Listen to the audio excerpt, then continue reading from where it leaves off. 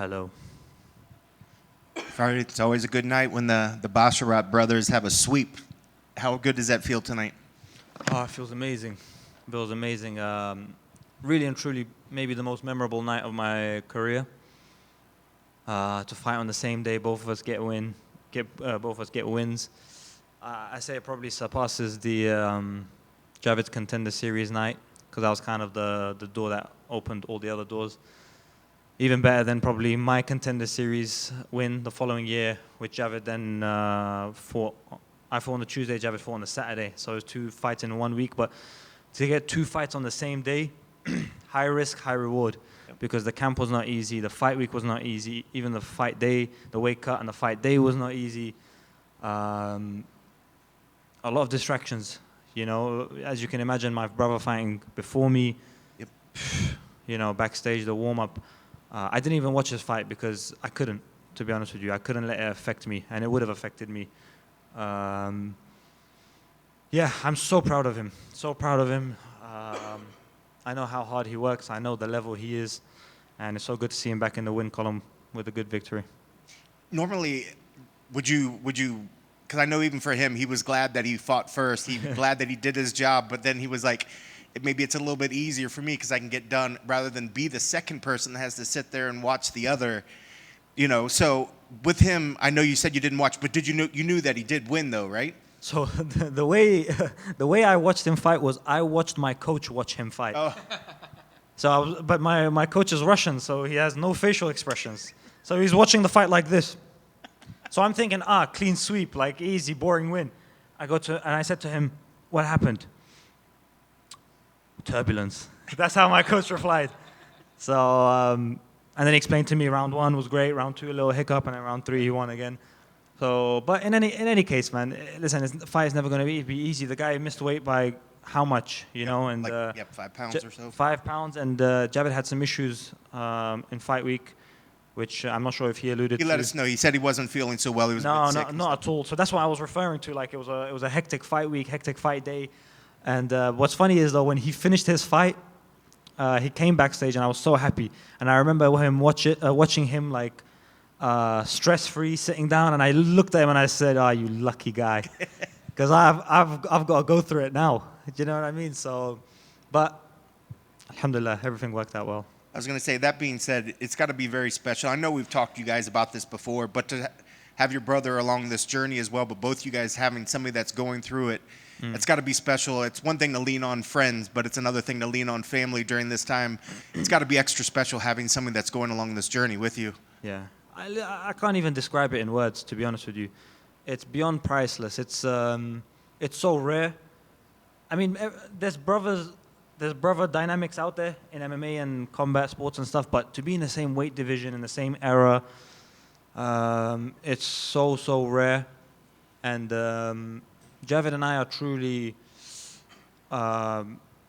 together always in training. You know, we've moved countries together. We've lived together for a majority of our lives. So yeah, man, we have a really good relationship. I'm very, very proud. I'm so happy right now, to be honest with you. And I'm sure he's very proud of your performance. A tough fight out there. When it get to the judge's decision, they're reading it out. How confident were you that you did enough to get the job done? I was incredibly confident. I was so confident. Ultimately, you look at his face, you look at my face, you look at when the fight finished, he was kind of slumped over and I was running around kind of parading and celebrating to show that, hey, I got more, I got round 4 in me if we need. And when I heard split decision, I did think for a second, I was like, don't tell me they're going to take this away from me. But then it's something I go back to that I really rely on in my life is like, control what you can control. Worry about what you can control. And I asked myself, Farid, did you truly give everything and did you truly win that fight? Do you think you won that? I asked my coaches, they all said definitely. That's it, man. If a group of judges are going to take something away from me, what could I have done beyond give everything in the cage, which I did. And it was the first 2 rounds is what they had in your favor. Did you feel like the 3rd round was maybe in question in anybody's mind, or did you think that No, that was? I thought I had round 3, to be honest with you. Yeah.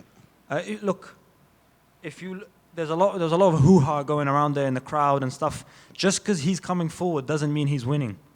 because he's coming forward and he's getting tagged on the way in. So listen, at the end of the day, this is a scoring criteria of damage and not just who's coming forward.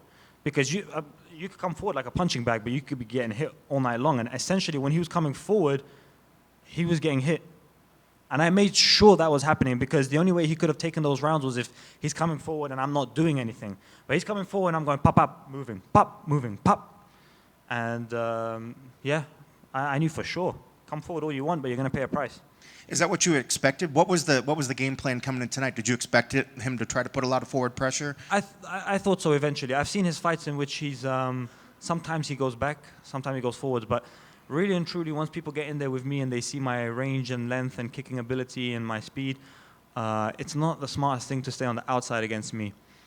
The problem is when you come on the inside, I have some tools there too. I got takedowns, I got elbows, I've got crisp boxing, and I've got knees. So it's kind of pick your poison at this rate. And I did think that at some point he would be coming forward the way he did. But like I said, I knew, come forward at your expense. You're going to pay a price. And if you look at his face, he was a bloody mess in there. And, speaking of like the crowd getting involved out there, you've been in this building when it didn't have the crowd like that. And what was your thoughts on the crowd experience out there now? Were you able to kind of hear the difference? Yeah, I liked it better like this. It felt like, it felt a little bit more normal. In the Apex, usually, it feels a bit airy. Yep.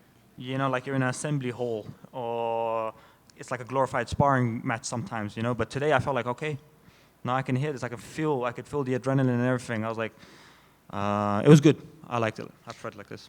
What's next? You guys, I'm sure the Basharat brothers are going to do a little partying tonight, or at least a little celebration, maybe at least a dinner at least. But what's the immediate next step? You're going to give yourself some time to kind of rest and recover? Are you back in the gym on Tuesday? What's next for you? To be honest with you, Basharat parties are very, very chilled out and quiet. It's me, Javid, and our family, and we just eat some food. That's it. That's our party.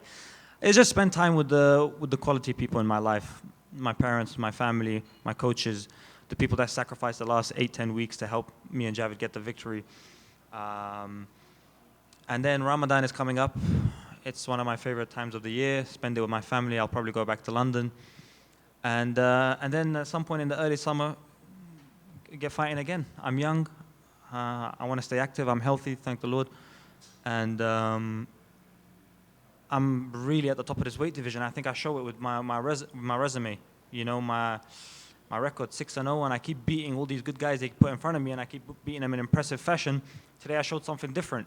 I know for a fact a lot of people were looking at this fight going, if the fight gets deep and it gets gritty, they would probably doubted my skill set, whether I could pull through. Me and my team, not for a second did we doubt my ability to get gritty.